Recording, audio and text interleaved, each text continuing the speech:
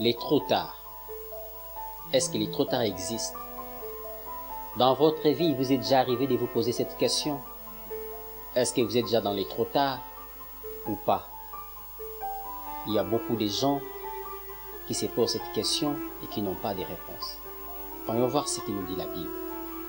Lisons dans le chapitre 9, verset 4 du livre d'Ecclésiaste.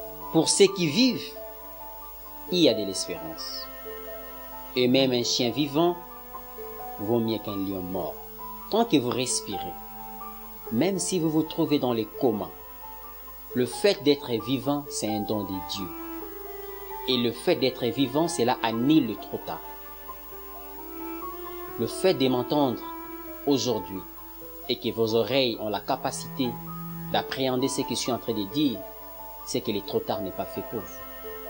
Parce que si c'était trop tard, vous serez déjà enterré. Voilà pourquoi la Bible nous dit, il y a de l'espérance pour ceux qui vivent. Qui te décourage? Qui t'a dit que ta vie ne réussira plus? Qui t'a dit que c'est fini pour toi? Celui qui t'a dit cela, c'est lui qui est dans les trop tard. Il n'y a personne sur cette terre qui peut te dire que tu es arrivé à la fin. Parce que là où tu te dis que tu es à la fin, c'est là où l'Éternel commence à travailler dans ta vie. Je sais que tu te dis que tu es déjà arrivé à la fin, tu es déjà arrivé au bout de tes peines. Je sais que tu as beaucoup souffert. Je sais que cette maladie t'a rongé pendant des années. Je sais que cette souffrance te donne de la peine. Tu vois tes enfants souffrir d'une maladie dont le médecin dit que c'est incurable. Bien-aimé, laisse-moi te dire, le fait que ces enfants respirent encore jusqu'à aujourd'hui, il n'est pas encore trop tard. Parce qu'ils sont vivants. Parce que nous, les vivants, nous pouvons changer les choses au travers de l'Éternel. Mais pourquoi tu te dis que tu es dans les trop tard? Tu n'es pas dans les trop tard, bien-aimé. Le fait de m'entendre aujourd'hui, c'est la preuve à suffisance que tu n'es pas dans les trop tard. Et qu'aujourd'hui, ta vie va changer. Vous savez, il y avait une femme dans la Bible qui a fait 12 ans. Pendant 12 ans, elle perdait du sang. Elle est allée voir tous les médecins, tous les spécialistes de sa maladie. Personne ne lui a donné solution. Mais le jour où cette femme s'est décidée, parce qu'elle se sentait vivante, elle se sentait en vie, elle a décidé d'aller toucher à la robe du Christ. Ce jour-là, cette femme a été guérie. Bien aimé, vous savez, il y a l'homme qu'on appelle Bartimée. Cet homme a vécu dans la mendicité. Il était aveugle. Il avait un manteau qu'il portait tous les jours. Et moi, je me dis que ce manteau sentait déjà une mauvaise odeur. Bien aimé, Bartimée a crié. Il a juste crié. Fils de David, aie pitié de moi. Et ce jour-là, Christ l'a répondu.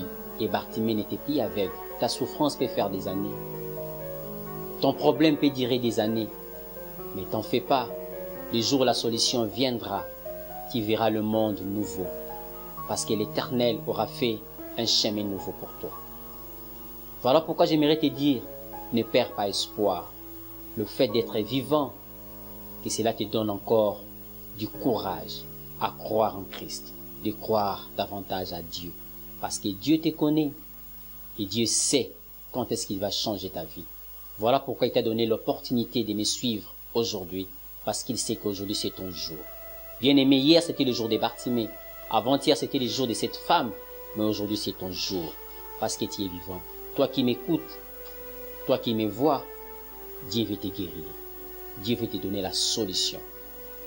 Après cette prédication, si tu étais malade, n'accepte plus qu'on t'appelle malade. Dis à tous ceux qui t'entourent de t'appeler que tu es en bonne santé. Si tu étais problématique, n'accepte plus qu'on t'appelle problématique. Dis-leur, je suis porteur de solutions. Parce qu'aujourd'hui, l'Éternel passe devant toi. Il te suffit juste de crier comme Bartimée, de dire, Fils de David, aie pitié de moi. J'aimerais que nous puissions prier de nous. Fermons les yeux.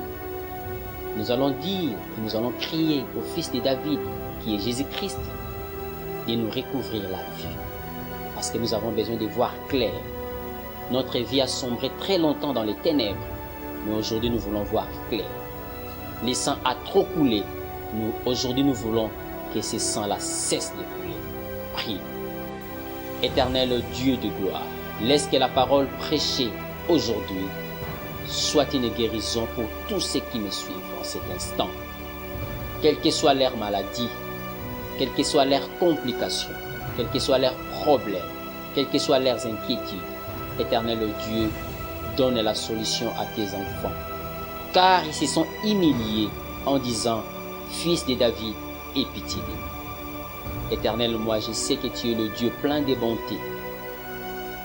Laisse que ta bonté surabonde dans la vie de tes enfants et que la guérison soit l'actualité de leur vie à partir d'aujourd'hui. Au nom de Jésus, nous avons ainsi prié. Nous disons Amen.